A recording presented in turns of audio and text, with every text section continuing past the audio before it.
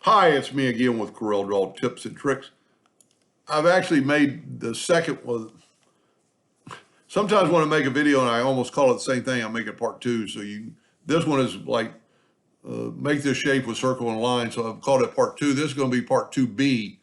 Because I said in that video after I made this, that I rotated in a 90-degree angle and made that. And when I said that, I thought that would maybe make a pretty good 3D object. And I kind of played around with it and it's pretty cool. So let's make that. And just stuff like this is where you kind of use your imagination. And what to me, it's playing, but it's fun. And if we bring in guidelines and always work kind of from the center to the guideline, and we're going to take a 3-point curve line and go from the center to that node, then hold down the control button so you kind of get a perfect arch. Now we don't have to go all the way around, but we do need to make the shape. So we're going to control D that one, double click on the rotation, put it on the center node and rotate it 90 degrees. So that's going to give us our shape of our first item. And if we fill this in, it would rotate around, but it didn't look all that good. So I added another dimension where I went from the center again to down in here with a 3-point curve line. So I'm going to go from that node here down to there, and then I'm going to hold down the control button. And I just made a perfect arch.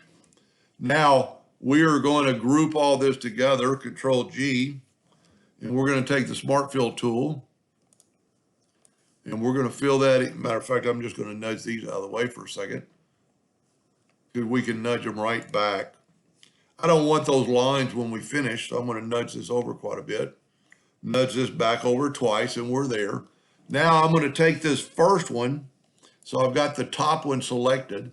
It goes all the way down there, so the bounding box looks like it's huge. Interactive Fill tool, just wipe through. And then we're going to use a black to kind of give us a separation line between the two parts. Now the other, we could actually, on this one, I actually went inward, but you could go back. Let's just try that. And this is where, let's try this. Let's hit the plus key and make a couple of copies. So on this one, we're going to go different than I did before. I'm going to go back up to a black. It might not look that cool. You're going to have to zoom in, get the interactive fill tool back. Just give it a little bit of black. So it looks like kind of a hump or a ridge. This one we're going to take and do what I did previous. And we're going to get the interactive fill tool and we're going to come down with some darkness, just a little bit. That might be a little bit too much, but you can always slide your handle. And really, if you bring your blue in more, let's give it a little bit of darkness.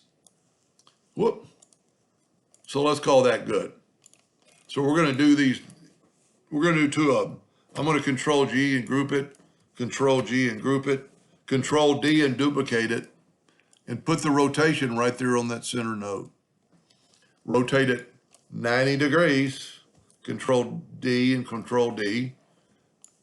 That looks pretty cool. We're gonna find out which one looks the coolest. So now we can nudge this back over, Control D and make a duplicate, double click on the rotation and put it there.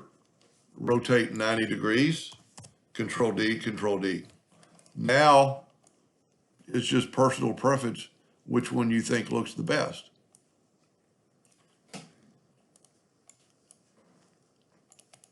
Whoop. I'm going to off click them.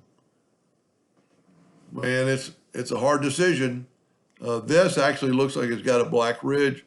This looks like a swirl. Anyway, I hope that helped just a little bit. Thank you for watching.